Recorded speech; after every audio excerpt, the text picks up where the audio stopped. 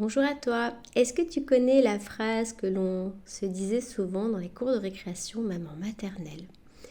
On disait régulièrement à quelqu'un qui vous avait fait du mal, peut-être que tu l'as dit, je ne sais pas. C'est celui qui dit qui est. Ouais, c'est celui qui dit qui est. C'est tellement vrai. C'est pour ça que les enfants ils disent souvent des vérités. C'est pour tout le temps même, hein. C'est pour ça que si tu dis que l'autre c'est un manipulateur pervers narcissique, ça risque de se retourner contre toi. Donc moi, ce sont des choses que on ne dit que dans des accompagnements individuels, quand on a fait un diagnostic, mais même le mot manipulateur, je ne l'utilise jamais concernant quelqu'un. C'est aux personnes de se rendre compte que la personne a utilisé des mécanismes de manipulation.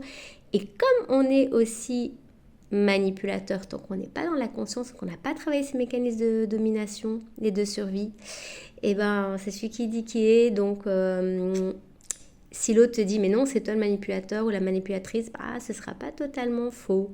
Et malheureusement c'est souvent celui qui manipule à 100% qui va te montrer tes manipulations à 5, 10, 15% qui sont encore là parce que ce sont tes mécanismes de survie. Il aura raison.